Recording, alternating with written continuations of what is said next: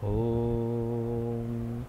अज्ञानतिमिरान्धस्य ज्ञानाञ्जनशलाकया चक्षुरुन्मीलितं येन तस्मै श्रीगुरुवे नमः। श्रीचैतन्यमनोभीष्टं स्थापितं येन भूतले स्वयं रूपकदा मह्यं ददाति स्वपदान्तिकं। वन्देऽहं श्रीगुरुः श्रीयुतपदकमलं श्रीगुरुन् वैष्णवांश्च श्रीरूपं साग्रजातं सहगण रघुनाथान्वितं तं सजीवं साद्वैतं सावधूतं परिजनसहितं कृष्णचैतन्यदेवं श्रीराधाकृष्णपादान् सहगण ललिता श्रीविशाखान्वितांश्च। हे कृष्ण करुणा सिन्धु दीनबन्धु जगत्पते गोपेश गोपिकान्त राधाकान्त नमोस्तुते। तप्त कांचन गौरांगी राधे वृंदावनेश्वरी वृषभानुसुते देवी प्रणमामि हरिप्रिये। वाञ्छाकल्पतरुभ्यश्च कृपा सिन्धुभ्य एव च पतितानां पावनेभ्यो वैष्णवेभ्यो नमो नमः। अनंतकोटि वैष्णववृंद की जय। नमः ओं विष्णुपादाय कृष्णप्रेष्ठाय भूतले श्रीमते जय पताका स्वामिन् इति नामिने। नमो आचार्यपादाय निताय कृपाप्रदायने गौरकथाधामदाय नगरग्रामतारिणे। नमः ओं विष्णुपादाय कृष्णप्रेष्ठाय भूतले श्रीमते भक्तिवेदांत स्वामिन् इति नामिने। नमस्ते सारस्वते देवे गौरवाणी प्रचारिणे निर्विशेषशून्यवादी पाश्चात्यदेशतारिणे। जय श्री कृष्ण चैतन्य प्रभु नित्यानंद श्री अद्वैत गदाधर श्रीवासादि गौरभक्तवृंद। हरे कृष्ण कृष्ण कृष्ण हरे हरे हरे राम राम राम हरे हरे। हरे कृष्ण कृष्ण कृष्ण हरे हरे हरे राम राम राम हरे हरे। हरे कृष्ण कृष्ण कृष्ण हरे हरे हरे राम राम राम हरे हरे। आप सबका बहुत बहुत स्वागत है इस अत्यंत सुमधुर और ज्ञानमय हमारे यज्ञ में।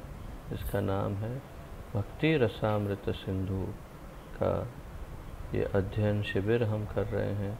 और श्री भक्ति रसामृत सिंधु में अभी हम 22वां अध्याय आज से आरंभ करेंगे, जिसके अंतर्गत 31वें गुण से आगे गुणों की चर्चा होगी।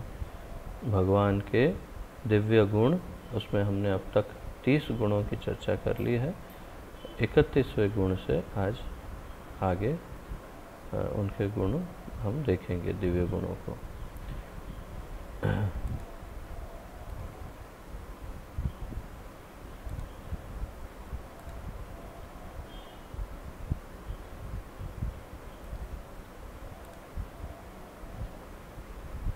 तो आइए पढ़ते हैं। आप अपने अपने ग्रंथ को खोलिए और हम पढ़ना आरंभ करते हैं।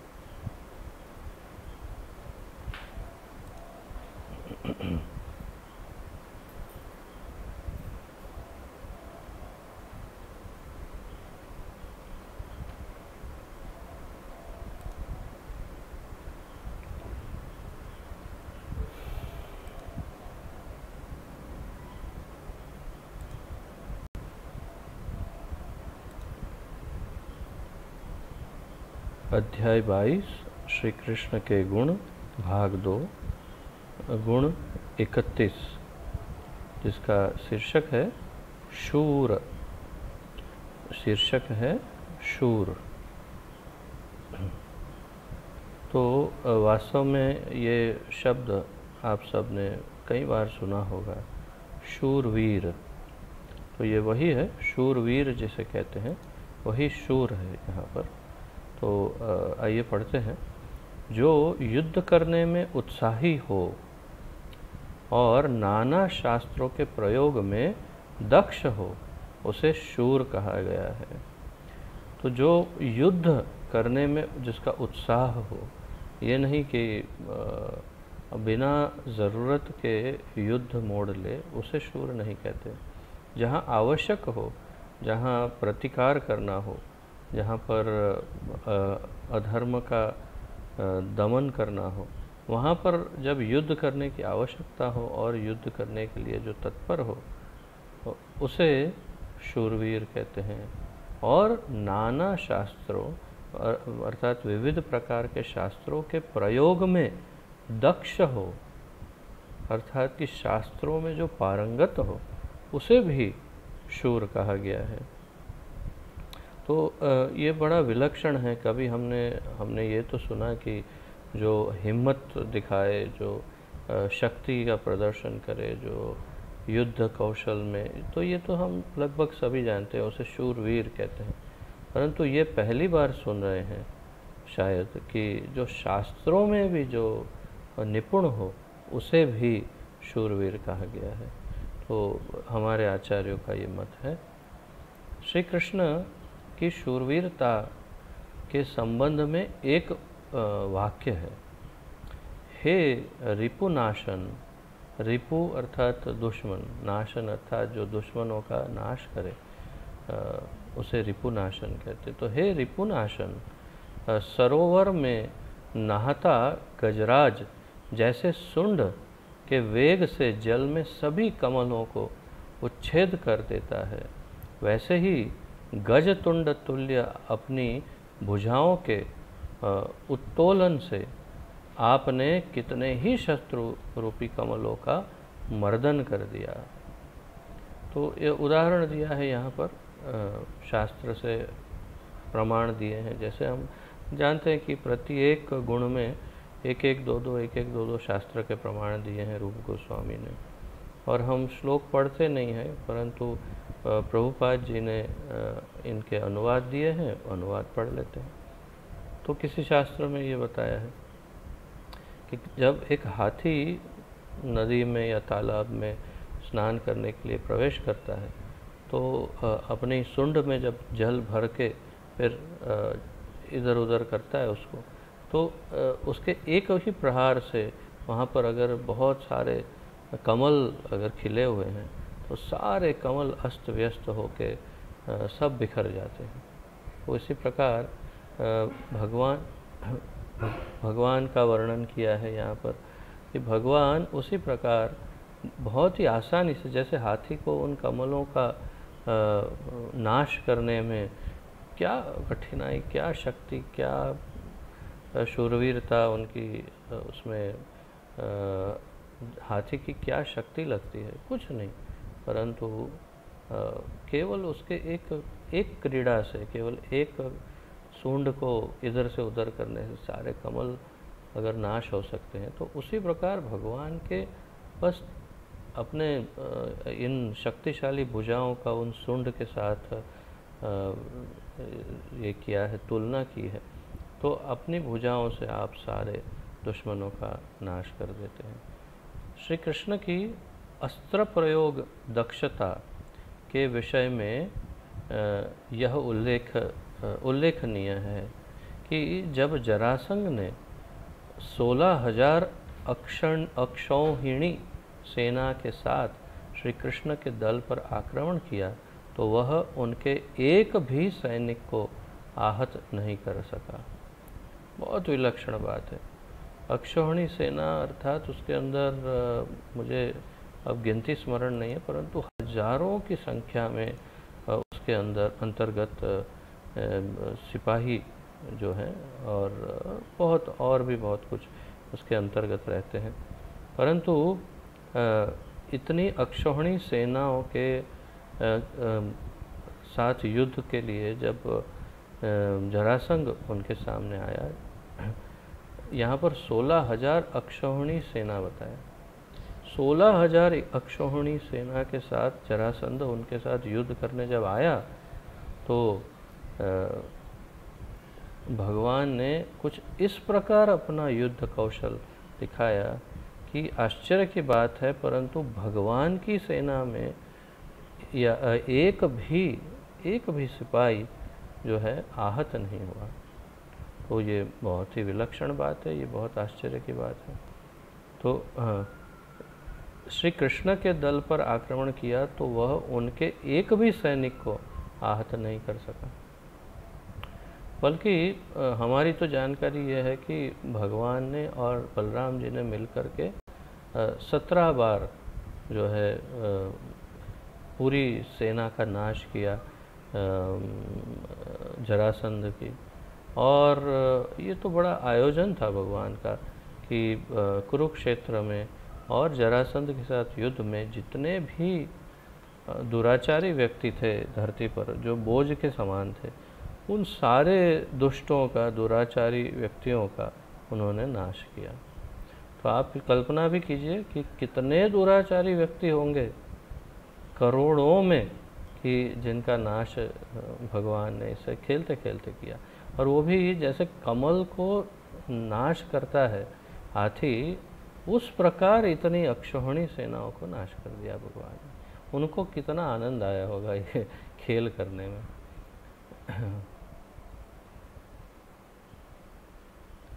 यह श्री कृष्ण की दक्ष युद्ध शिक्षा के कारण हुआ।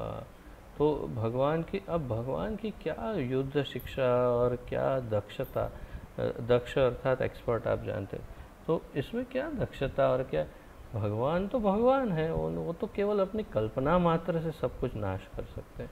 परंतु फिर भी एक मनुष्य के स्वरूप में, रूप में अगर देखें तो उन्होंने अपनी युद्ध शिक्षा की दक्षता का यहाँ प्रदर्शन किया, जो युद्ध कला के इतिहास में अद्वितीय है। और ये जो आखिरी लाइन है वो प्रभुपाद जी ने बड़ी विलक्षण लिखी है कि युद्ध कला के इतिहास में, अर्थात कि अब तक जितने युद्ध हुए होंगे इस पूरे संसार में, सृष्टि में, उसमें कभी कोई ऐसा योद्धा नहीं होगा जिसने अकेले 17 बार हजारों अक्षौहिणी सेनाओं को नाश कर दिया होगा। तो ये तो केवल भगवान ही कर सकते हैं। परंतु बड़ा आनंद आता है भगवान के दिव्य गुण सुनकर। 32वां गुण है करुण। करुण, तो करुणा आप जानते हैं, तो यही करुणा से करुण ये गुण आया है।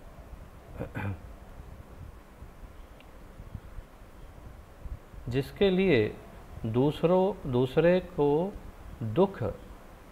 का दुख असह्य हो वह करुण है। जिसके लिए दूसरों का दुख असह्य हो उसे करुण कहते हैं।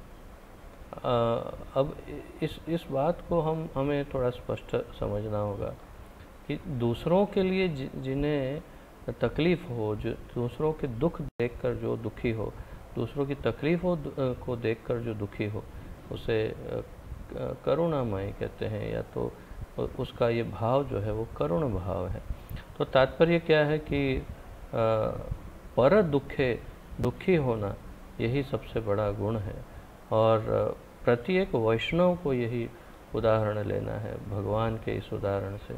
यहाँ तो गुण भगवान का है, परंतु ये हमारे लिए जो वैष्णव है, भक्त हैं, उनके लिए सबसे बड़ी सीख है, सबसे बड़ा ये लेसन है कि पर दुखे हमेशा हमको दुखी होना चाहिए।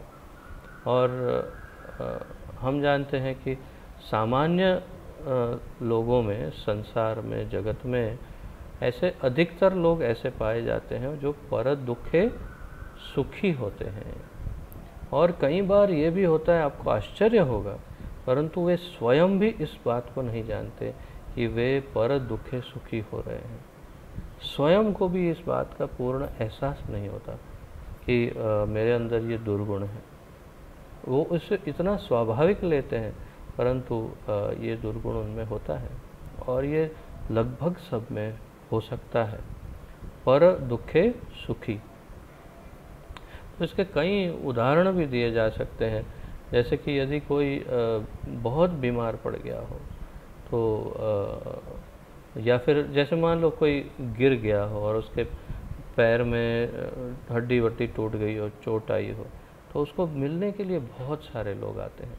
तो जब आते हैं लोग तो उसे बहुत अच्छा लगता है कि हाँ देखो मेरा कितना महत्व है और मुझे इतने लोग मिलने आते हैं। क्योंकि जितने लोग मिलने आते हैं उससे आपके महत्व का अंदाज़ा आता है कि आप कितने महत्वपूर्ण हैं वो आपको कितने लोग मिलने आते हैं वो उससे समझ में आता है। और जब मिलने आते हैं तो बहुत अच्छा लगता है, परंतु जब मिलते हैं, बात करते हैं, तब पता चलता है कि इनका मूल स्वभाव किस प्रकार का है। तो कुछ तो सीधा सीधा अपना दुख प्रकट करते हैं और आँख में से कई बार आंसू भी निकल आते हैं कि आपको इतनी तकलीफ़ हो रही है। परंतु कई बार ये भी होता है कि ओहो गिर गए, कैसे गिरे? तो मैं सुबह उठ के फिर मैंने ब्रश लिया हाथ में और फिर मैं वो बाथरूम की तरफ चल रहा था और नीचे पानी गिरा था, मेरा ध्यान नहीं था, पैर फिसला और गिर गया। ओ हो, किसने डाला था पानी नीचे? पानी पता नहीं किसने डाला था, मेरे भी ध्यान में नहीं आता है। तो अवश्य किसी ने बेदरकारी की वजह से वहाँ पर पानी डाला होगा। आपको थोड़ा देखना चाहिए था ना, आपने देखा नहीं? नहीं मैंने देखा नहीं, मैं थोड़ा नींद में था। ओहो, देखो इसीलिए हमेशा बहुत सावधान रहना चाहिए, सावधानी से एक एक कदम चलना चाहिए। सुबह सुबह हर चीज़ का, अरे भाई इसे एक्सीडेंट कहते हैं, ये हो गया, अब तू इतना लंबा लेक्चर देगा कि तो पानी कैसे गिरा, हड्डी कैसे टूटी, कहाँ से टूटी, उसको सही जोड़ा है कि नहीं, और कौन सा सॉल्यूशन लगाया हड्डी को जोड़ने के लिए। अगर ये सब ही प्रश्न पूछते रहोगे तो वास्तव में आप स्वयं नहीं जानते हो, परंतु आप इसका आनंद ले रहे हो, उसकी तकलीफ़ का आनंद आप ले रहे हो भाई। और यही बात आपको जो मैंने बताई, कई बार लोग स्वयं नहीं जानते, परंतु इस प्रकार वे इसमें से एक आनंद को प्राप्त करते हैं और फिर जाते जाते बताते जाते हैं। आप अपना सेहत का ख्याल रखिए और अगली बार ऐसा कुछ हो तो मुझे अवश्य फ़ोन करिएगा, मैं कुछ और अच्छे डॉक्टर के पास आपको भेज दूँगा। तो भाई अगली बार होगा तब पहले तुझे ही बताऊँगा अवश्य, ये बिल्कुल निश्चित है, और साथ में तेरी भी हड्डी तोड़वाऊँगा। तो तात्पर्य क्या है कि भाई ये है पर दुखे सुखी वाले, लेकिन ये पर दुखे सुखी वाले बहुत ही लोअर कक्षा के लोग हैं। जो हायर कक्षा के लोग होते हैं पर दुखे सुखी, वो तो जैसे ही वो किसी को चोट आती है तो बहुत खुश होकर पार्टी मनाते हैं कि अरे वाह अच्छा हुआ गिर गया, वो उसी लायक था, उसको गिरना ही था। तो ये है एकदम हायर स्टेज के पर दुखे सुखी। तात्पर्य है कि वैष्णवों को, भगवान के भक्तों को पर दुखे दुखी होना चाहिए, सुखी नहीं, और वास्तविक दुख उन्हें होना चाहिए, ग्लानि होनी चाहिए। अब जैसे कोरोना में कितने सारे लोग पीड़ा भोग रहे हैं, उनकी मृत्यु भी हो रही है। तो हम देख सकते हैं कि कुछ ये नेता लोग हैं, वो अपना राजकारण आज भी खेल रहे हैं, कितना भी हो जाए। टीवी चैनल वाले, कई टीवी चैनल वाले आज भी इसमें से पैसे कमा रहे हैं। तो ये सब कैसे हैं, गिद्ध की तरह है। गिद्ध को जानते हैं ना, जब एक मुर्दा गिरा हुआ होता है रोड पर, तो गिद्ध आकर उस मुर्दे को भी नोच नोच के खा जाते हैं। या फिर कोई बीमार व्यक्ति रास्ते में पड़ा है तो उसे भी नोचने लग जाते हैं गिद्ध। तो ये टीवी चैनल वाले नेता लोग, ये सब की बात नहीं कर रहा हूँ, कुछ कुछ तो ये उन गिद्ध की तरह है जो उसमें से भी अपना मांस निकाल रहे हैं। परंतु हम देखते हैं समाचारों में कुछ लोग ऐसे भी हैं जो वास्तविक दुखी हैं और वास्तविक हेल्प कर रहे हैं लोगों को। खैर, तो देखते हैं भगवान के क्या गुण हैं पर दुखी होने के, उनकी करुणा के गुण की चर्चा करते हैं। श्री कृष्ण का कारुण्य उस समय प्रकट हुआ जब उन्होंने मगधेंद्र के बंदी राजाओं का मोचन किया। तो मगध के राजा ने बहुत सारे राजाओं को बंदी बना करके अपने कारागार में डाल के रखा था। अपनी मरण शैया पर श्री कृष्ण की स्तुति करते हुए भीष्म पितामह ने कहा। तो पहले एक उदाहरण हुआ और दे दिया।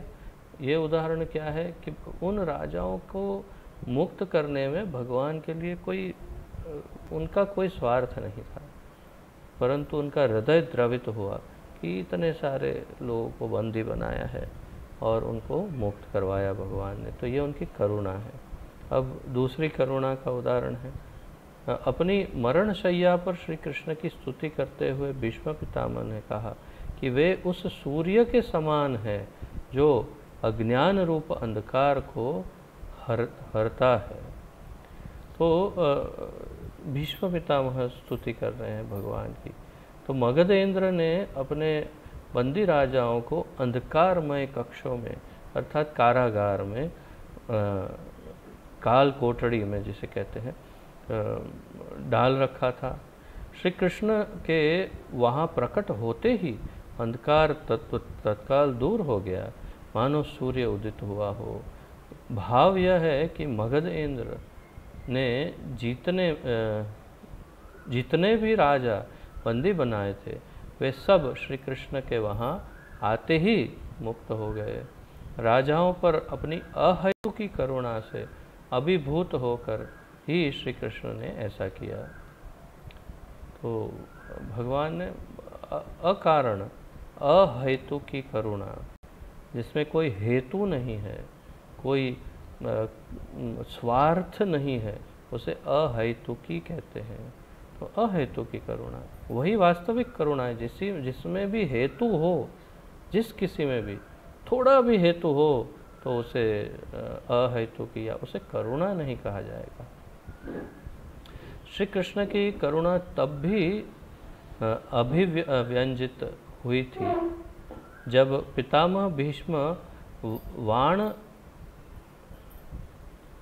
वाणविद्ध अवस्था में पड़े थे।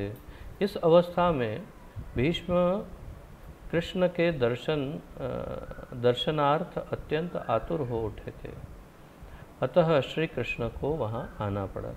तो अब वही भीष्म पितामह की बात कर रहे हैं कि जो अर्जुन ने बहुत सारे बाण उनको मारे और बाणों की शैया, बाणों के बिस्तर पर वो लेटे थे और उनका अंतिम समय आ चुका था।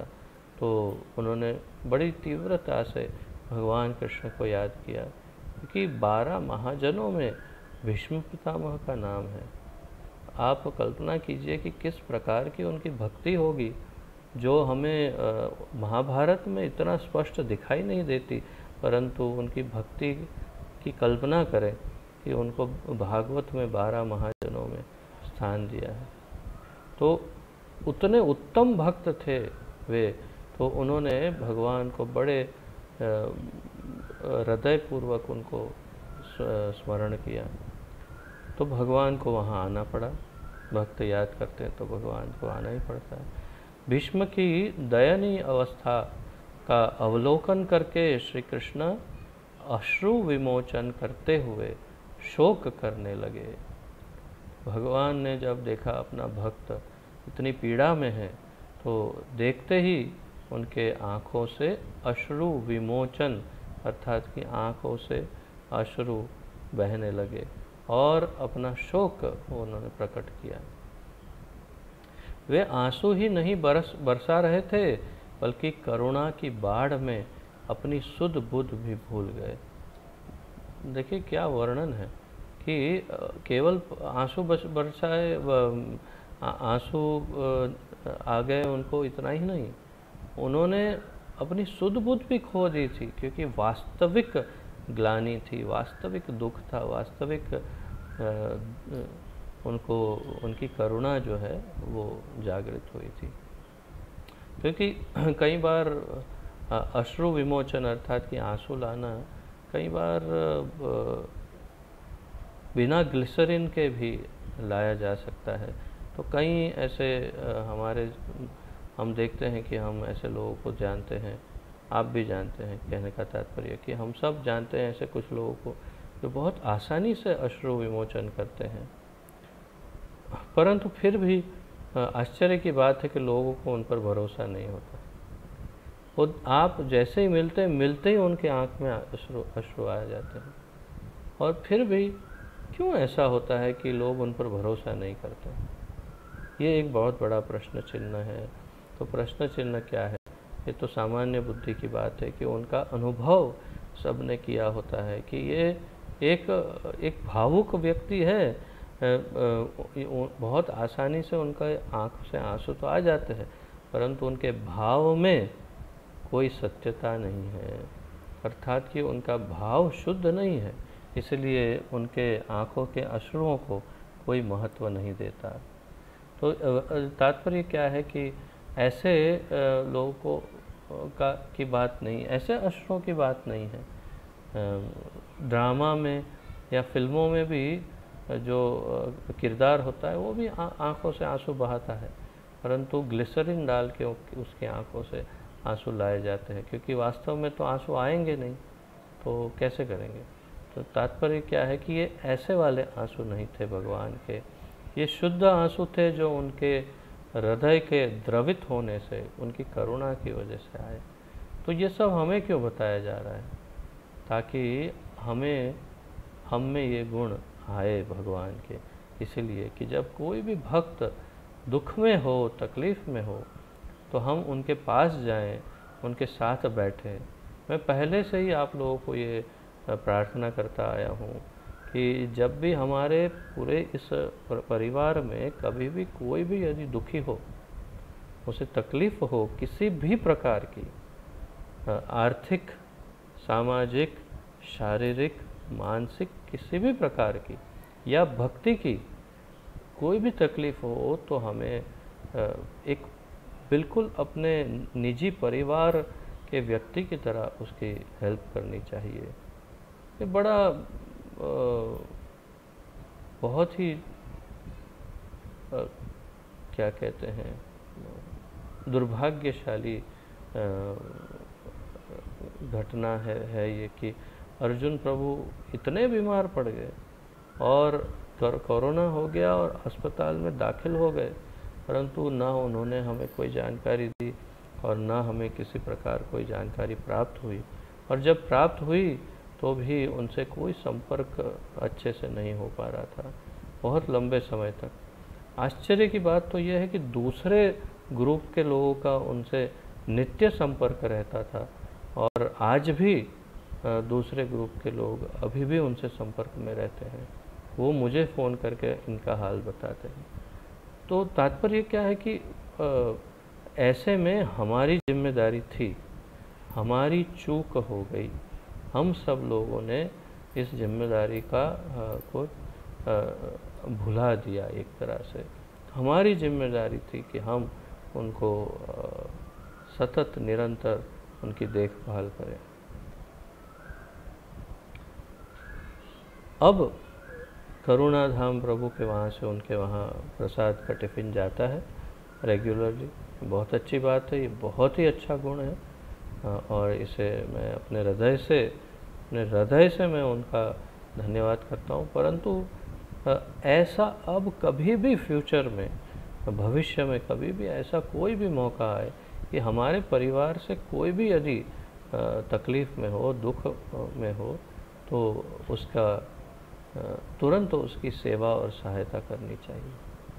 और हमारे परिवार से का अर्थ है कि हमारे कोई भी भक्त, चाहे वो हमारे इस ग्रुप का हो या किसी ग्रुप का भी क्यों ना हो, कोई भी भक्त यदि तकलीफ़ में हो तो उसे हमें तुरंत सहायता देनी चाहिए। भक्ति क्यों, हम सामान्य लोगों को भी हमें देनी चाहिए। और ये शास्त्रों में स्पष्ट रूप से लिखा है, हमारे आचार्यों ने भी बताया है कि सामान्य लोग कोई भी हो, उन्हें भी तकलीफ़ हो तो भक्त तो उनकी भी उसी प्रकार सेवा करते हैं जैसे वो किसी अन्य भक्त की करेंगे। परंतु विशेष रूप से यदि कोई भक्त तकलीफ़ में हो, तब तो किसी भी अवस्था में हमें उनको सहायता करनी ही चाहिए। आर्थिक, शारीरिक, सामाजिक, मानसिक, आध्यात्मिक किसी भी प्रकार की तकलीफ़ हो तो उसे सहायता करनी चाहिए। ये हमें इसके लिए हमेशा तत्पर रहना चाहिए, ऐसी सहायता करने के लिए, क्योंकि वो हम सब एक दूसरे पर निर्भर हैं।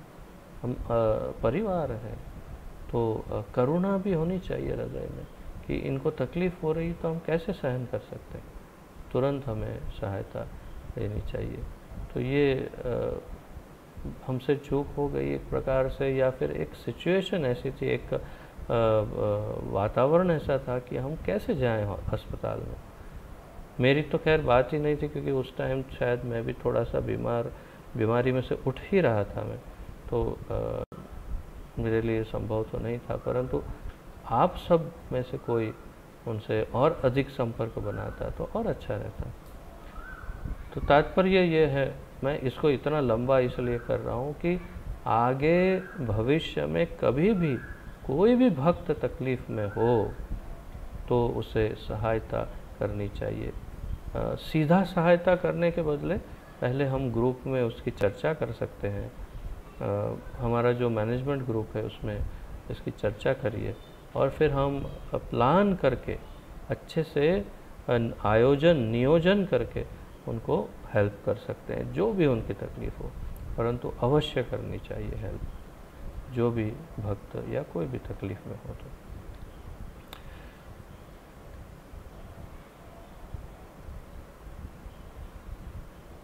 इसीलिए सीधे श्री कृष्ण को प्रणाम न करके भक्तजन उनकी करुणा को नमस्कार करते हैं। तो भगवान की करुणा इतनी विशाल है कि माना गया कि भगवान की करुणा भगवान से भी बड़ी है। तो इसीलिए भक्तजन भगवान को प्रणाम न करके उनकी करुणा को प्रणाम करते हैं पहले। श्री कृष्ण की प्राप्ति बड़ी कठिन है, क्योंकि वे परात्पर भगवान हैं, परंतु भक्त सदा राधा रानी से प्रार्थना करते हैं, क्योंकि वे उनकी करुणा की मूर्त रूपा हैं। तो तात्पर्य क्या है कि हम भगवान को नहीं बल्कि उनकी करुणा को प्रणाम करते हैं, अर्थात हम पहले श्रीमती राधा रानी को प्रार्थना करते हैं और प्रणाम करते हैं। श्रीमती राधा रानी को क्यों? क्योंकि भगवान की करुणा की मूर्तिमान स्वरूपा श्रीमती राधा रानी है।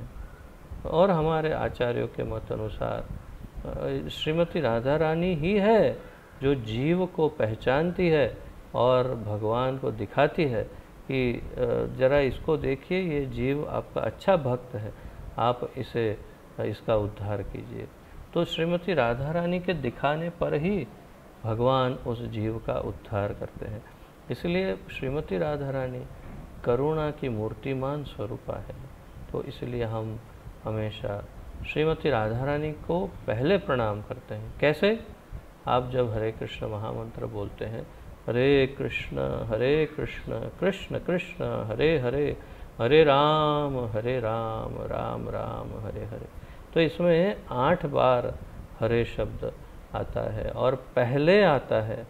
और हरे का अर्थ है श्रीमती राधा रानी।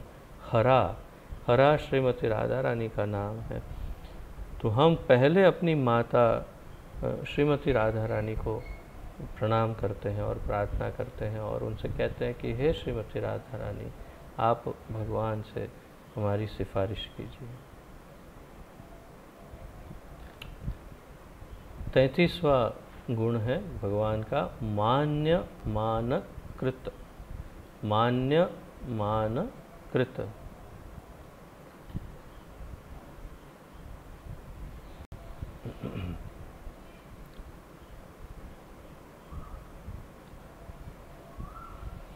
गुरु, ब्राह्मण तथा वृद्धों का पर्याप्त सम्मान करने वाला मान्य मानकृत कहलाता है। तो मान्य मानकृत का अर्थ क्या है? जो गुरु का, ब्राह्मणों का तथा वृद्धों का पर्याप्त सम्मान करने वाला मान्य मानकृत कहलाता है। जब पूज्य जन श्री कृष्ण के समक्ष एकत्र होते तो श्री कृष्ण क्रम से गुरुदेव, पिता और अग्रज बलराम जी को नमस्कार करते थे। इस प्रकार कमल नयन श्री कृष्ण संपूर्ण व्यवहार में प्रसन्न और निर्मल हृदय थे। तो भगवान ने यहाँ पर अपने कार्य से ये सिद्ध किया कि हमें अपने अग्रजों का, अपने से सीनियर का, बड़ों का और आदरणीय लोगों का आदर करना चाहिए, सम्मान करना चाहिए, उन्हें प्रणाम आदि अर्पण करना चाहिए। तो सबसे प्रथम तो गुरु है, फिर ब्राह्मण है, क्योंकि वे समाज के गुरु हैं, होते हैं, पूरे समाज के गुरु ब्राह्मण होते हैं। परंतु ब्राह्मण वो जो कर्म से ब्राह्मण हो, जो जन्म से ब्राह्मण हो, वो वाला नहीं। तो गुरु को, ब्राह्मण को तथा वृद्धों को, वृद्ध का अर्थ यहाँ पर वास्तव में वो नहीं कि जो लकड़ी लेकर के पूरे ऐसे ऐसे हिलते जा रहे हो, अर्थात कि जो आपसे बड़े हों, जो आपसे वरिष्ठ हों, उनका पर्याप्त सम्मान करना चाहिए। तो भगवान क्या करते हैं, जब भी कोई मिलन मीटिंग होती सबकी, उसमें जो भी बड़े होते उनको प्रणाम करते, लेकिन शुरुआत सबसे पहले गुरु से करते। तो क्रम आप देखिए, ये भी बहुत महत्वपूर्ण है। आपके सामने बहुत सारे बड़े खड़े हैं और आपको ये ज्ञान होना चाहिए कि किसे पहले प्रणाम करना है, क्योंकि कौन ज़्यादा बड़ा है। तो गुरु सबसे अधिक बड़ा था, है और हमेशा रहेगा। गुरु से अधिक बड़ा स्थान किसी भी व्यक्ति का नहीं हो सकता। तो गुरु जो है, जो हमको भवबंधन से मुक्त कराते हैं। तो कई बार सामान्य लोग कहते हैं, अरे माता पिता भी तो बहुत ही महत्वपूर्ण होते हैं, ये वो। बल्कि कुछ लोग तो ये कहते हैं कि गुरु से क्या, भगवान से भी बड़े होते हैं माता पिता। परंतु हमारे आचार्यगण और शास्त्रों में जो बताया है, वो ये बहुत स्पष्ट रूप से बताया है। चैतन्य महाप्रभु ने यहाँ तक स्पष्ट किया है कि कोई भी ऐसा जन्म नहीं जिसमें माता पिता न मिले हो। प्रति एक जन्म में 84 लाख योनियों में आपको हर जीव को माता पिता मिलते हैं, परंतु एक ही जीव, एक ही जन्म में एक गुरु मिलता है जो इस 84 लाख योनि के बंधन से ही मुक्त करा देता है।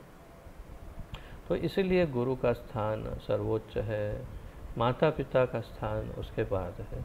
तो तात्पर्य क्या है कि सबसे पहला प्रणाम हमेशा गुरु को, उसके बाद क्रम अनुसार पिता, और फिर उसके बाद अग्रज अर्थात कि बड़े भाई बलराम जी को नमस्कार करते थे। तो उसके बीच में जो कोई भी आ जाते हैं वो सब आप समावेश कर सकते हैं। तो गुरु, फिर पिता, उसके बाद अगर चाचा हैं, कोई हैं बड़े, कोई ये सब आप स्वयं समझ सकते हैं, या कोई सोसाइटी के सीनियर लोग हैं तो इन सब को प्रणाम कर सकते हैं। अगर कोई राजा हो तो गुरु, पिता और राजा को प्रणाम करें, फिर अन्य लोग। तो तात्पर्य यह है कि ये सब क्रम अनुसार और बड़ों को प्रणाम करना, नमस्कार करना, ये एक परंपरा है और हमें हमेशा इसे पालन करना चाहिए।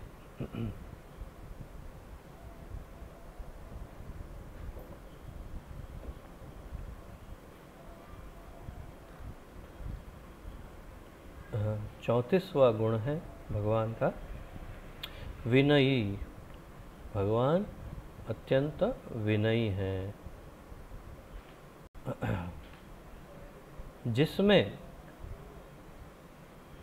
औद्धत्य तथा अभिमान का अभाव हो। औद्धत्य और अभिमान का अभाव हो, वह विनयी है।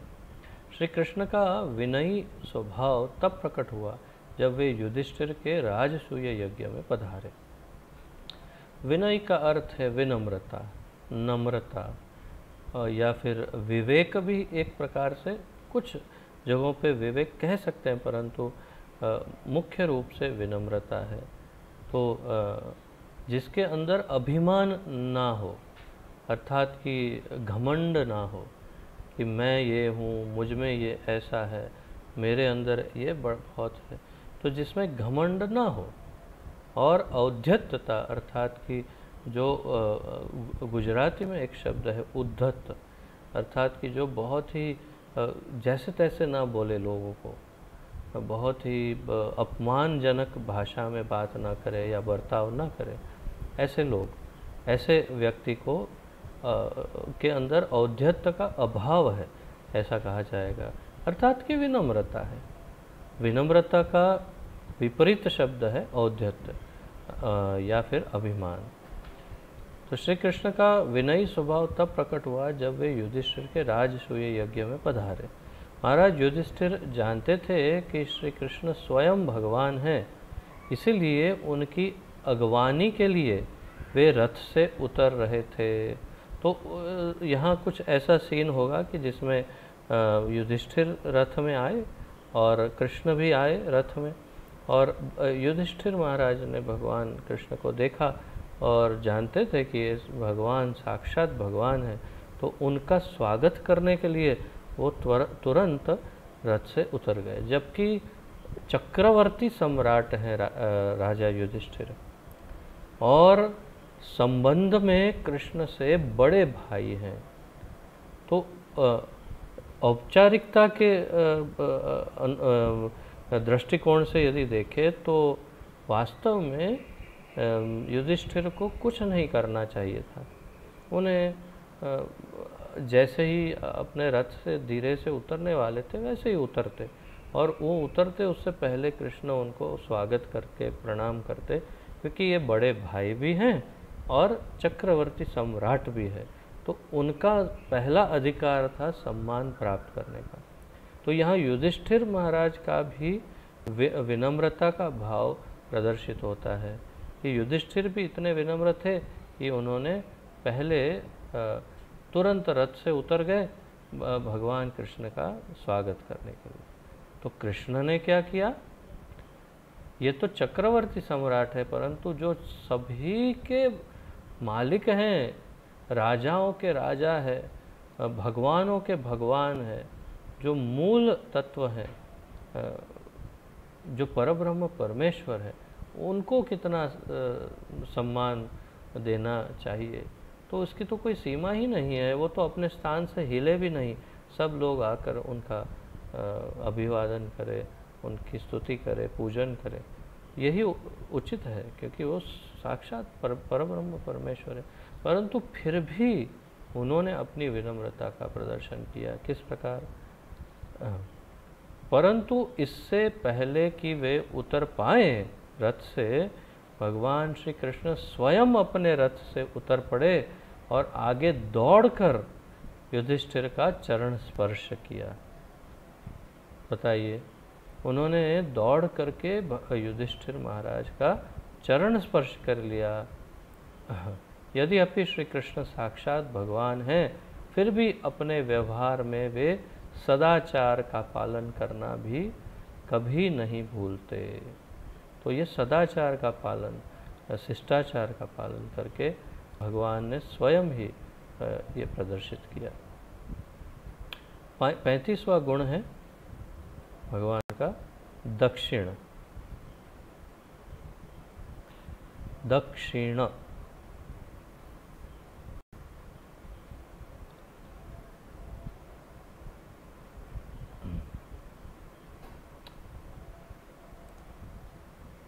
सुशील स्वभाव के कारण जिसका व्यवहार बड़ा मृदु और कोमल हो, उसे दक्षिण कहा जाता है। दक्षिण स्वभाव अर्थात इनका स्वभाव सुशील और मृदु अर्थात कोमल, बहुत ही जिसे कहते हैं अंग्रेजी में जेंटलमैन। जेंटलमैन का अर्थ है जेंटल, जेंटल का अर्थ है बहुत ही मंद, माइल्ड, एकदम सॉफ्ट। मृदु, मृदु का अर्थ है सॉफ्ट, कोमल, एक मक्खन की भांति, बिल्कुल कोमल। तो अर्थात क्या कि जब किसी से बात करे तो बहुत ही मीठी, कोमल और मृदु भाषा में बोले, अच्छा बोले और बहुत ही अच्छी आवाज़ में बात करें। कई बार हम देखते हैं कई लोगों को ये तो जन्मजात होता है और फिर उनको ये शिक्षा भी नहीं प्राप्त होती, तो इतना कर्कश आवाज़ होता है उनका, और इतने बिना किसी भी हाव भाव के, बिना किसी विनम्रता के कैसे भी बात करते हैं लोग। तो बच्चों में ये अधिकतर देखा जाता है कि उनको ये प्रशिक्षण नहीं मिलता, बहुत ही उद्धत बातचीत करते हैं, बहुत कर्कश आवाज़ निकालते हैं। तो जो व्यवहार है वो बड़ा मृदु होना चाहिए। और सुशील, सुशील, जिसका शील अच्छा हो, अर्थात कैरेक्टर, सुशील स्वभाव। तो और देखते हैं विस्तार से क्या समझाते हैं हमारे आचार्य। तो उसे दक्षिण कहते हैं। स्यमंतक मणि हरण के प्रसंग में उद्धव के एक वाक्य से प्रमाणित होता है कि श्री कृष्ण बड़े ही दयामय और कृपालु हैं। वे सेवक के महान अपराध पर भी ध्यान नहीं देते, बस भक्त की सेवा देखते हैं।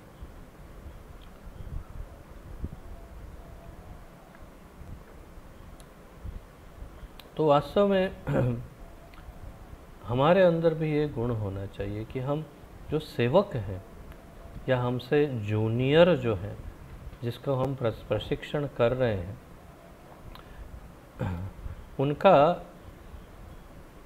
उनकी गलतियों को हम हमेशा जहाँ तक संभव हो, जिस लिमिट तक संभव हो, हम क्षमा करें।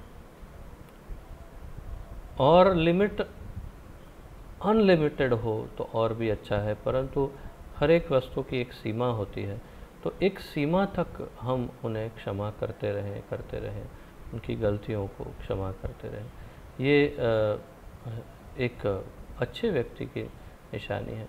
तो हमसे जो निम्न लेवल पर हैं, जिसे सेवक या कुछ भी कह सकते हैं आप उन्हें, हमारे जूनियर, हमारे बच्चे या हमारे स्टूडेंट्स, विद्यार्थी अर्थात, या जो भी, या इस सामान्य समाज के सब लोग, क्योंकि ये सारे लोग हमसे जूनियर हैं, ये निश्चित है, क्योंकि हम भक्त जो हैं इन सब से कई गुना अधिक उन्नत और सीनियर हैं। ये आप स्वयं भी जानते हैं, आध्यात्म में हम उनसे कहीं आगे हैं। तो इन समाज के सारे लोगों के प्रति हमें क्षमाशील होना चाहिए। तो वे सेवक के महान अपराध पर भी ध्यान नहीं देते, बस भक्त की सेवा देखते हैं। ये भगवान का गुण है। तो हमें भी ऐसे ही गुण को विकसित करना चाहिए कि जहाँ तक संभव हो वहाँ तक उसे क्षमा करते रहना चाहिए। 36वां गुण है भगवान का रीमान। रीमान कैसे उच्चारण करते हैं? री, ह और र, रीमान। जो पुरुष कभी कभी शील संकोच व्यक्त करता है उसे रीमान कहते हैं। शील संकोच का अर्थ है शर्म। जो शर्म, लज्जा जिसे कहते हैं, जो शर्म प्रकट करता है, लज्जा, उसे ह्रीमान कहते हैं। उदाहरण देखिए, जैसे ललित माधव में वर्णन है। मैंने आपको बताया था कि बहुत सुंदर नाटक लिखा हुआ है रूप गोस्वामी द्वारा, ललित माधव। ललित माधव में वर्णन है, अपनी कनिष्ठ अंगुली पर गोवर्धन धारण करते समय श्री कृष्ण में लज्जा भाव प्रकट हुआ था। तो क्यों प्रकट हुआ था? अपनी ये उंगली, उल्टे हाथ की, बाएं हाथ की आखिरी उंगली के नाखून पर भगवान ने गिरिराज को धारण किया, तो उसमें उनको शर्म आई। क्यों? सारी गोपियाँ श्री कृष्ण से इस अद्भुत कृत्य को निहार रही थी और वे भी गोपियों को देखकर मुस्कुरा रहे थे। तो अपनी उंगली से गिरिराज उठाया था और सारी गोपियाँ उन्हें निहार रही थी, स्वाभाविक है। वैसे ही सब गोपियाँ उनके ऊपर बहुत ही अधिक क्या कहते हैं, मुग्ध थी, मंत्र मुग्ध। तो ऐसा मौका कहाँ मिलेगा? तो सब उन्हें निहार रही थी और भगवान उन्हें भी देख रहे थे और हंस रहे थे। जब उनकी दृष्टि गोपियों के वक्षस्थल, उनके वक्षस्थल पर गई तो हाथ के कंपन से गोवर्धन तनिक सा हिल गया, जिससे उनके नीचे खड़े सब गोपवृंद कुछ भयभीत से हो गए। अब ये सामान्य व्यक्ति के जीवन में अगर ऐसी घटना होती है तो ये बड़ी शर्मजनक घटना है, इसे निंदनीय घटना भी कह सकते हैं, ये बड़ी बेशर्म घटना कह सकते हैं, परंतु भगवान की बात बिल्कुल विपरीत है। और ये कई बार होता है, मैं कई बार ये बात बताता हूँ कि शायद ये मौका है, आज मुझे फिर से दोहराना चाहिए कि माताओं को हमेशा अपना वक्षस्थल और बल्कि सारे अंगों को अच्छी तरह से ढकना चाहिए, क्योंकि पुरुष के अंदर ये एक प्रोग्राम है, प्राकृतिक प्रोग्राम, कि उनके अंदर एक ऐसा गुण अवगुण कहिए जो भी है, ये है कि वो उनकी दृष्टि स्त्री के अंगों पर तुरंत जाती है, और जब स्त्री के किसी अंग को देखते हैं तो उनके अंदर काम वासना उत्पन्न होने की अधिक से अधिक संभावना है, बल्कि यूँ कहिए कि उत्पन्न होती ही है। विशेष रूप से वक्षस्थल जो है स्त्री का, उसे देख करके पुरुष के अंदर विकार उत्पन्न होता है। तो माताओं के लिए प्रभुपाद जी ने भी ये शिक्षा दी है कि माताओं को सर ढककर पूरे अंग को ढकने की तरह बहुत ही अच्छे से वस्त्र पहनने चाहिए, साड़ी पहननी चाहिए, जिसमें विशेष रूप से सर और वक्षस्थल और बाकी के अंग ढके हों अच्छी तरह से। आजकल की बात तो हम कर ही नहीं सकते और किसी को समझा ही नहीं सकते, क्योंकि आजकल लोग हमें समझाने लग जाएंगे या हमें बुरा भी कह सकते हैं। जो इतनी दुर्घटनाएं होती हैं, दुष्कर्म आदि, तो इसमें कहीं ना कहीं मूल रूप में कारण माताओं के परिधान, उनके वस्त्र पहनने के जो तरीके हैं, उसमें कहीं ना कहीं मूल कारण छुपा हुआ है। अगर वे अच्छी तरह से अपने पूरे अंग को ढक कर के रखे ऐसे वस्त्र परिधान करेंगे तो इतनी दुर्घटना नहीं घटेगी, ये निश्चित रूप से है। तो हमें कम से कम भक्तों को इस बात का हमेशा ध्यान रखना चाहिए। भक्त में दोगलापन नहीं होना चाहिए, अर्थात कि डुप्लिसिटी, अर्थात कि डबल ढोलक बजाए, वैसा नहीं कि भक्त जब सब भक्त मिले मंदिर में जाए तब तो अच्छी तरह से साड़ी पहन करके ओढ़ के सब करके जाए, और सब फिर जब कभी कॉलेज, कभी स्कूल, कभी मित्र मंडल में यहाँ वहाँ जाए तो कभी जीन्स, कभी टी शर्ट, कभी ये वो पहन के जाए। ऐसा दोगलापन नहीं होना चाहिए। अगर पंजाबी ड्रेस पहने तो अच्छी तरह से दुपट्टे से अपने अंग को ढके, बिना दुपट्टे का पंजाबी ड्रेस कभी ना पहने। तो इस प्रकार से, या फिर कोई भी ड्रेस पहने तो ऐसे ड्रेस पहने कि पूरे अंग ढक जाए। ये एक शायद मौका था जब मैं आपको ये समझा सकता था कि पुरुषों की और इसमें आश्चर्य की बात है, परंतु हमारे शास्त्रों के अनुसार दोष स्त्री का हो जाता है। आश्चर्य होगा, आजकल के आधुनिक लोग इस बात को मानेंगे ही नहीं, परंतु सत्य यही है कि आध्यात्मिक दृष्टिकोण से और कर्म के दृष्टिकोण से दोष स्त्री का माना जाता है और कर्म उसे ही लगते हैं। तात्पर्य यह है कि माताओं को हमेशा अपने अंगों को अच्छे से ढकना चाहिए। किसी कारणवश उस समय गोपियाँ जो हैं उनके सब भीगे हुए होंगे, वस्त्र इधर उधर होंगे, और कृष्ण उनके सामने देखते देखते अचानक उनकी दृष्टि उनके वक्षस्थल पर गई, और उसका प्रतिभाव या तो उनका रिएक्शन या उनका जो उससे उन्होंने जो कार्य किया वो बहुत ही अधिक महत्वपूर्ण है। जो हर एक सौम्य पुरुष को जो करना चाहिए वही उन्होंने किया। कोई भी सौम्य पुरुष जो बहुत ही सद्गुणी है, सदाचारी है, विवेकी है, जो संस्कारी व्यक्ति है, जो भक्त है, वो जो करता वही उन्होंने भगवान ने किया।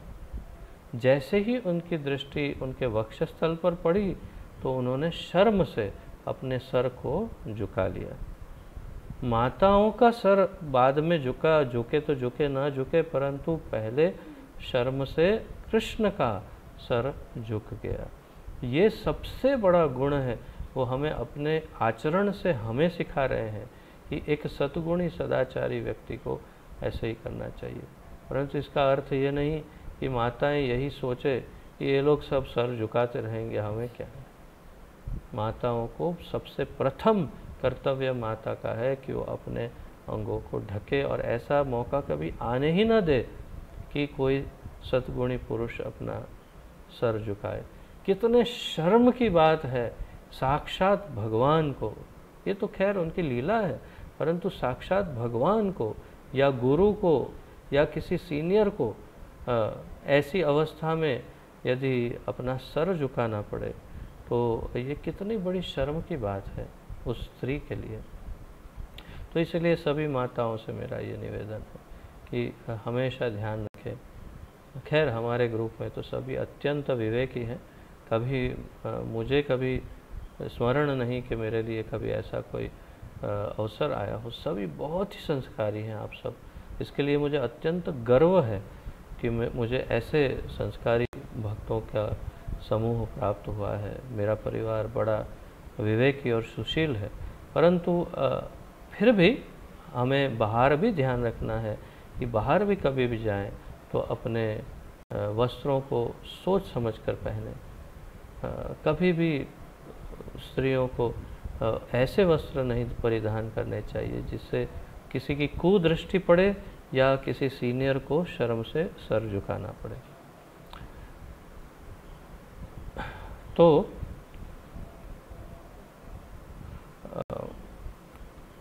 अब जब भगवान की दृष्टि पड़ी तो उनका हाथ कांपने लग गया और गोवर्धन हिल गए। अब गोवर्धन हिल गए तो नीचे वाले सब जितने गोप थे वो सब डर के देखने लगे कि अरे ये लगता है भगवान अब नहीं उठा पा रहे, तो गोवर्धन गिरेगा हम पर ही, तो भयभीत हो गए सब।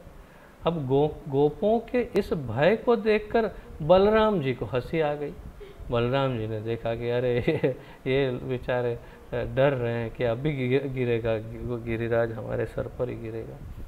परंतु श्री कृष्ण समझे कि बलराम जी ने गोपियों के वक्षस्थल को देखने में उनके मनोभाव को जान लिया है। तो भगवान को लगा कि बलराम जी को पता चल गया है कि क्यों ये सब हुआ, तो इसलिए और भी ज़्यादा शर्मा गए। इसलिए लज्जित होकर उन्होंने तुरंत सिर झुका लिया। तो उन्होंने अपना सिर शर्म से तुरंत झुका भी लिया कि क्योंकि अग्रज उनके सीनियर को पता चला कि इनके अंदर ये विकार आया, तो उससे शर्म से आँख और सर झुका लिया। ये एक और गुण है जो हम में होना चाहिए कि किसी हमसे सीनियर के सामने ऐसा कोई कभी कृत्य नहीं होना चाहिए। क्योंकि अगर कोई गुरु है तो गुरु हमेशा देखता है कि अपने शिष्य कैसे चरित्र के हैं, उनकी आँख कहाँ है, वो हमेशा गुरु की आँख देखती है। और गुरु एक रोल का नाम है। बड़ा भाई भी गुरु होता है, पिता भी गुरु होता है, सीनियर सब गुरु ही होते हैं। तो उनकी दृष्टि ये रहती है कि हमारा जो जूनियर है वो क्या करता है, कैसा है। तो बलराम जी की दृष्टि पड़ गई और उन्होंने देख लिया। इस बात से सोच करके शर्म से कृष्ण ने अपना सर झुका लिया। तो कितने हमारे लिए कितने शिक्षा के योग्य ये सारे गुण हैं भगवान के, इसे हमें ध्यान में रखना चाहिए। और 37वां गुण है शरणागत पालक या शरणागत वत्सल। तो भक्त वत्सल, शरणागत वत्सल, शरणागत पालक, ये उनका 37वां गुण है, 37। श्री कृष्ण सब शरणागत जीवों के रक्षक हैं। भगवान सभी शरणागत जीवों के रक्षक हैं, इसमें कोई संशय नहीं है। श्री कृष्ण का एक शत्रु तो इस विचार से ही मुग्ध हो उठा कि यदि वह केवल श्री कृष्ण के शरणागत हो जाए तो वे सब प्रकार से उसकी रक्षा करेंगे। श्री कृष्ण उस चंद्रमा के समान है जो चांडाल और अस्पृश्यों के घरों पर भी अपनी शीतल चंद्रिका का वितरण करने में संकोच नहीं करता। चंद्र या सूर्य अपने किरणों को कौन से घर में डालना, कौन से घर में नहीं डालना सोचते नहीं हैं। चांडाल हो या ब्राह्मण हो, सबके घर में चंद्र की शीतल किरणें गिरती हैं। उसी प्रकार भगवान भी शरणागत वत्सल है और जो भी उनके शरण में आता है, चाहे वो कोई भी व्यक्ति क्यों ना हो, उसे क्षमा कर देते हैं। तो इससे हमें श्री रामचंद्र का उदाहरण याद आता है।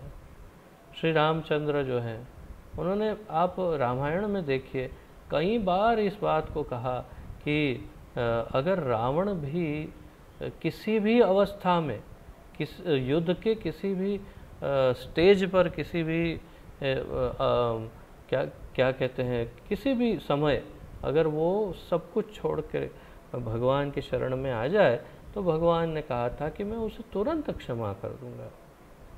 तो जब ये विभीषण उनकी शरण में आए तो उन्होंने तुरंत उनका स्वीकार किया। पहले चर्चा की अपने मंत्रियों के साथ और सभी की राय जानी। सब ने कहा कि इसको दंड दीजिए, बंदी बना लीजिए, कारागार में डालिए इत्यादि। सिर्फ हनुमान जी का ऐसा मत नहीं था। और फिर श्री रामचंद्र ने कहा कि नहीं, मैं ये कभी नहीं कर सकता। मेरे जो भी शरणागत होता है उसे मैं हमेशा के लिए उसे अभय देता हूँ, चाहे वो कोई भी क्यों ना हो। तो उन्होंने क्या किया, उन्होंने विभीषण जी का राज्याभिषेक करके उनको ये लंकापति घोषित कर दिया। किसी ने पूछा कि मान लीजिए अगर अब रावण आपकी शरण में आ गया तो फिर आप क्या करेंगे, आपने तो इन्हें लंकापति बना दिया। तो उन्होंने कहा तो मैं रावण को अयोध्यापति बना दूंगा, चाहे मुझे जंगलों में क्यों ना भटकना पड़े। तो शरणागत वत्सल, तो इसके लिए उन्होंने एक बहुत ही महत्वपूर्ण श्लोक जो है रामायण में भगवान रामचंद्र कहते हैं। ये रामायण के युद्ध कांड का 18वें अध्याय का 33वां श्लोक है रामायण जी में। बड़ा अच्छा श्लोक है, अगर उसका स्मरण कर सकते हैं तो कंठस्थ कर सकते हैं। सकृद एव प्रपन्नो यस तवास्मिति च याचते अभयम सर्वदा तस्मै ददाम्य एतद व्रतम मम। सकृद एव प्रपन्नो यस, जो मेरी शरण में ये आ जाएगा तो उसके लिए तवास्मिति, तव अस्मि इति च याचते, तव मैं आपका हूँ, बस इतना ही यदि कोई याचते अर्थात कोई भिक्षा मांगता है, याचना करता है अर्थात कि रिक्वेस्ट करता है भगवान को, सिर्फ इतना भगवान कहते हैं तवास्मिति, मैं आपका हूँ भगवान। बस अगर इतना कोई कह दे, अभयम सर्वदा तस्मै, उसको मैं अभय दान देता हूँ हमेशा के लिए। ये मेरी घोषणा है कि मैं उसे अभय दान देता हूँ। ददामी एतद व्रतम मम, ये मेरी प्रतिज्ञा है, ये मेरा व्रत है कि जो कोई भी मेरी शरण में आकर एक बार मुझसे कह दे कि हे भगवान मैं आपका हूँ, बस इतना ही कह दे कि मैं आपका हूँ, तो मैं उसे हमेशा के लिए सर्वदा, मैं हमेशा के लिए उसे अभय प्रदान कर देता हूँ। ये मेरा गुण है। और यही सबसे विशेष बात है भगवान की। कृष्ण क्या, श्री रामचंद्र क्या, भगवान सभी इतने ही करुणामय हैं सारे स्वरूप। तो हम यदि उनके शरण में चाहते हैं तो भगवान हमें अवश्य अभय दे करके हमारी रक्षा करते हैं, इसमें कोई दो राय नहीं है। अगला गुण है 38वां, सुखी। भगवान सुखी है, सुखी रहते हैं हमेशा, निरंतर प्रसन्न रहते हुए दुख की गंध तक से सदा दूर रहने वाला सुखी कहलाता है। जहाँ तक श्री कृष्ण द्वारा सुख के भोग का संबंध है, शास्त्र में उल्लेख है कि श्री कृष्ण एवं उनकी महिषियों के श्री अंग जिन अलंकारों से विभूषित रहते थे, स्वर्ग के कोषाध्यक्ष कुबेर के लिए उनका मनोरथ करना भी असंभव था। भगवान की महिषियाँ अर्थात रानियाँ द्वारका में उनके श्रीअंग जिन अलंकारों से विभूषित रहते थे, उनके अंगों पर जो गहने रहते थे, वो उसकी कल्पना करना कुबेर के लिए असंभव था। बताइए, कुबेर जो पूरे देवताओं के सारे धन के कोषाध्यक्ष हैं, उनके लिए कैसी विलक्षण बात है कि वे उनके लिए भी ये बहुत ही असंभव था उसकी कल्पना करना। श्री कृष्ण के राजद्वार पर निरंतर जो नृत्य चलता था, तो उनके राज दरबार में जो नृत्य होता था, तो स्वर्ग के देवता उसकी स्वप्न में भी कल्पना नहीं कर सकते थे।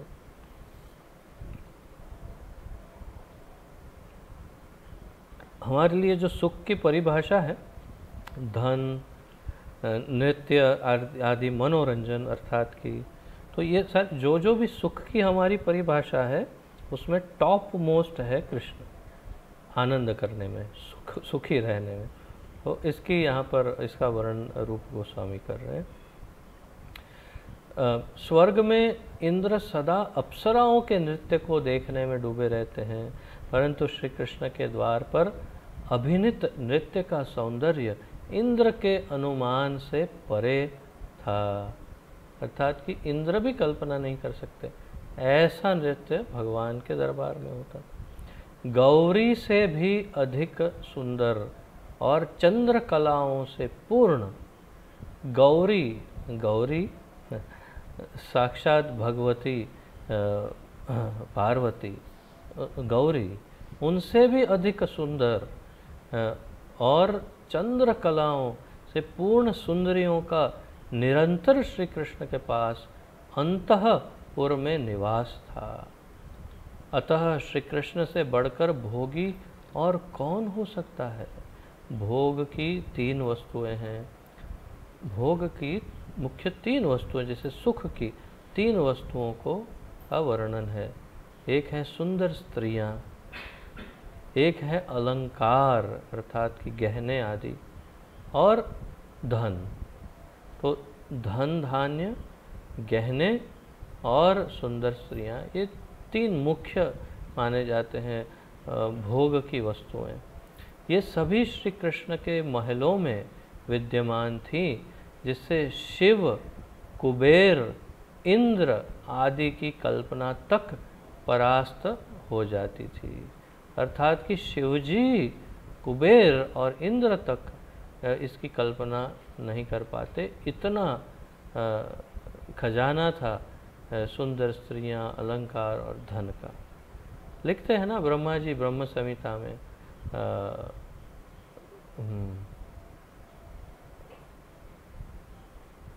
लक्ष्मी जी का क्या है वो श्लोक, लक्षादि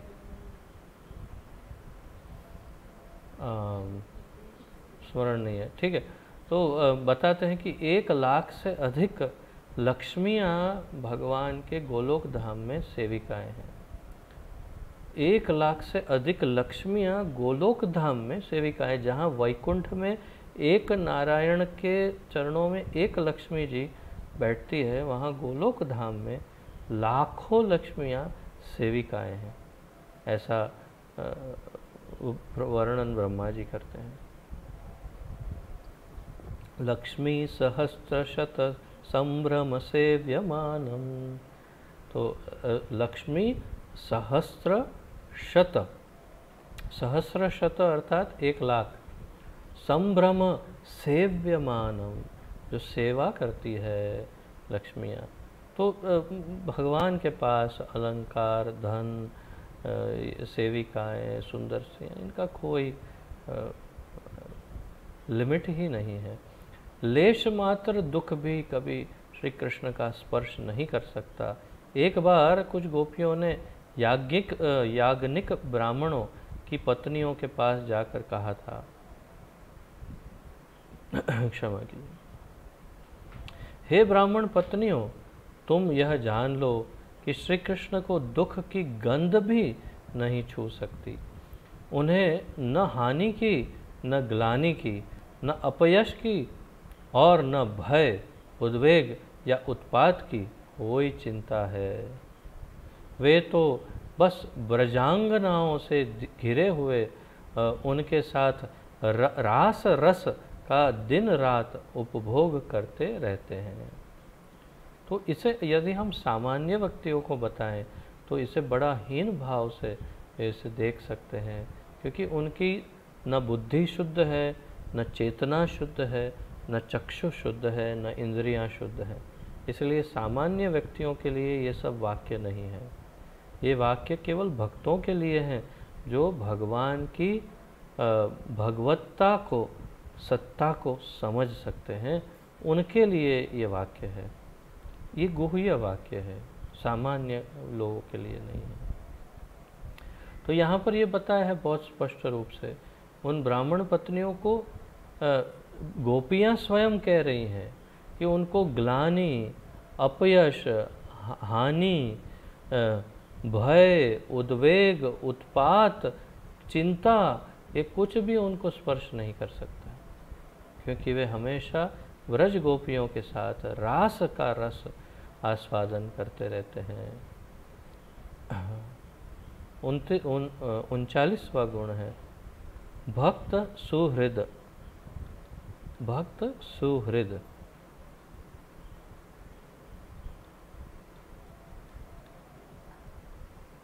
तो यहाँ पर जो पहला वाक्य है, भक्ति भाव से तुलसी का एक पत्ता अथवा अंजलि भर जल को अर्पण करने से भी भक्तवत्सल भगवान अपने आत्मा को भक्तों के हाथ बेच, अपने आत्मा अथवा स्वयं को भक्तों के हाथ बेच देते हैं। तो यदि भक्त यदि तुलसी से और अंजलि भर पानी, अर्थात कि इसके अंदर जो पानी रहता है उतना पानी जल अगर भगवान को अर्पण कर देते हैं प्रेम से, भक्ति से, तो भगवान अपने आप को भक्त के हाथों बेच देते हैं। तो ये आपको पहले भी ये श्लोक मैंने स्मरण करवाया था। ये विष्णु धर्म इस नाम के ग्रंथ में ये है श्लोक, और इसी श्लोक के आधार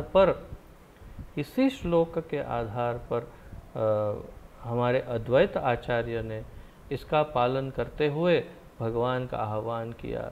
शालग्राम को प्रतिदिन तुलसी और गंगाजल अर्पण करके भगवान को साक्षात धरती पर उतार दिया, अर्थात चैतन्य महाप्रभु को आना पड़ा। तो ये श्लोक कंठस्थ करने योग्य है।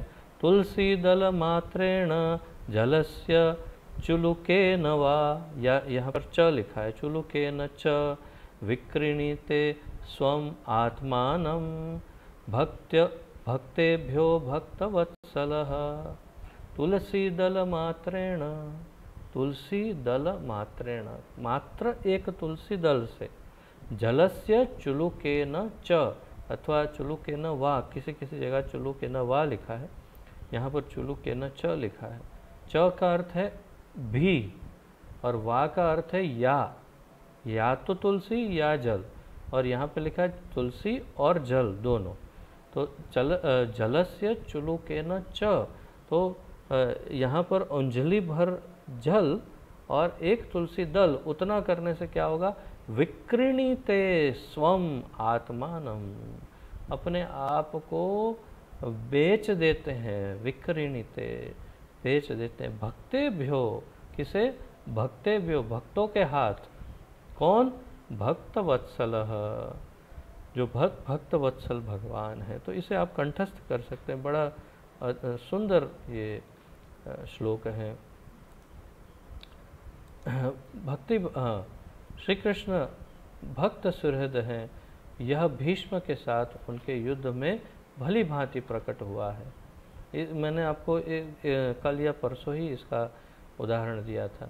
जिस समय भीष्म बाणों की शैया पर मरणासन अवस्था में पड़े थे, तो श्री कृष्ण भी वहाँ उनके आगे उपस्थित थे। भीष्म को युद्ध का वह दृश्य स्मरण हो आया जब श्री कृष्ण ने उन पर कृपा की थी।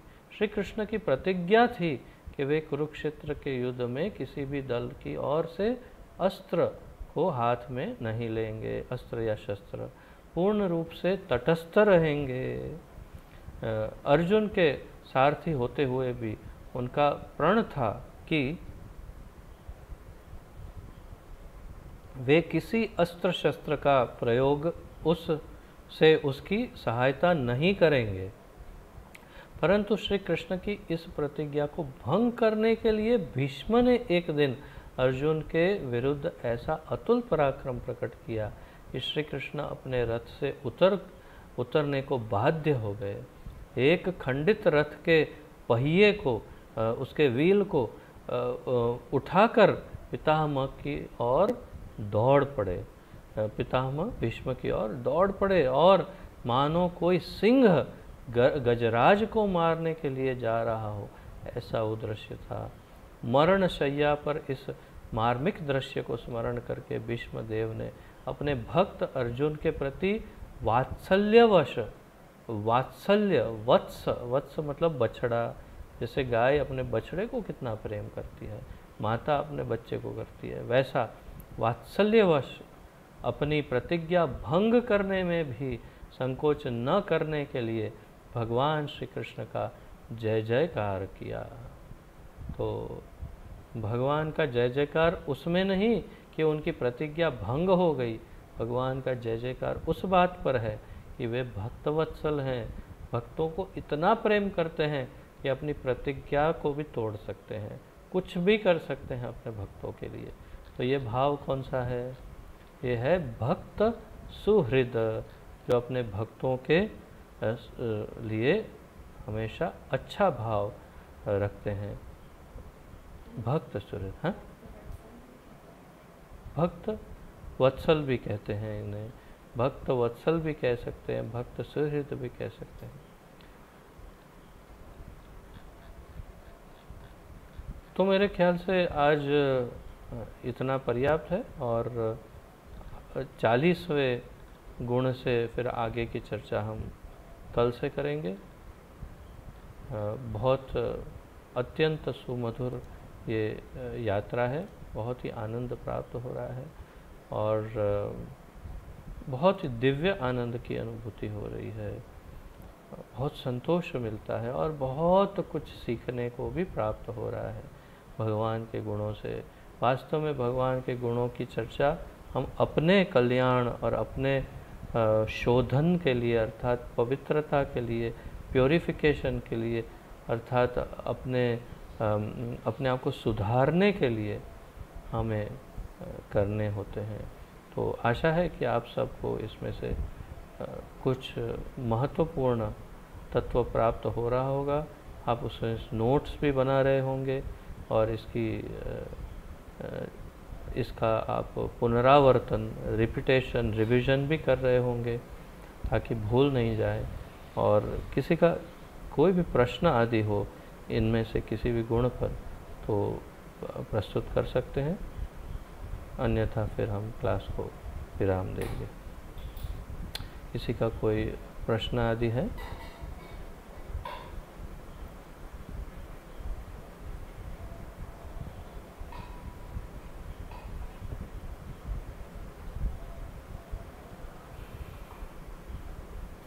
ठीक है, तो आप सबका बहुत बहुत धन्यवाद। और एक और बात कि अब से हम मुझसे नहीं सहन होता कि मैं हर एक दिन छोड़कर एक दिन हम क्लास करें ये भक्ति रसामृत सिंधु। इसलिए मुझे यहाँ से बड़ी बड़ी आंखें भी दिखाई जा रही है, परंतु डराया भी जा रहा है, परंतु फिर भी हम प्रतिदिन क्लास करेंगे भक्ति रसामृत सिंधु का। तो प्रतिदिन जब भक्ति वृक्ष होगा उस दिन 5 बजे अर्थात 5:30 बजे, तो शार्प 5:30 से 6:30 1 घंटा, और बाकी जिस दिन भक्ति वृक्ष न हो उस दिन 6:30 बजे से 8 बजे तक क्लास करेंगे भक्ति रसामृत सिंधु, ताकि ये लॉकडाउन खुले या कुछ हो उससे पहले जितना कवर कर सकते हैं उतना कवर कर लेते हैं। तो आशा है सब इसके लिए राजी होंगे, रजामंद होंगे। आप सबका क्या अभिप्राय है? हरि बोल, जय हो। सबसे अधिक से अधिक भक्त सब रजामंद हैं, उत्तम है, बहुत उत्तम, जय हो। तो आप सबका बहुत बहुत धन्यवाद। तो कल सोमवार है, कल भक्ति वृक्ष होगा, इसलिए कल 5:30 बजे शार्प 5:30 बजे क्लास स्टार्ट करेंगे। आप थोड़ा सा जल्दी आकर के कीर्तन कर सकते हैं। और आज मैं देख रहा था समदर्शी प्रभु बड़ा गले को स्ट्रेन दे करके गा रहे थे। कोई और लीड करे कीर्तन, उनको अभी बीमारी में से उठे हैं, उतना स्ट्रेन गले को ना दे, तो कोई और कीर्तन करे, गाए, ठीक है। उनकी बड़ी विनम्रता है, बल्कि हमारे ग्रुप में मेरे मत अनुसार जो इतने वर्षों में मैं देखता हूँ, विनम्रता के कोई यदि आभूषण की भांति हो, शिरोमणि हो, विनम्रता शिरोमणि, तो वे हमारे समदर्शी प्रभु और अक्षय प्रभु हैं। ये दोनों विनम्रता शिरोमणि हैं। तो सभी अब सब बहुत विनम्र हैं, परंतु फिर भी थोड़ी और ज़्यादा विनम्रता इन दोनों में प्राप्त मैं करता हूँ, हमेशा देखता हूँ। तो कोई और कीर्तन करे तो ज़्यादा अच्छा है। आप सबका बड़ा धन्यवाद।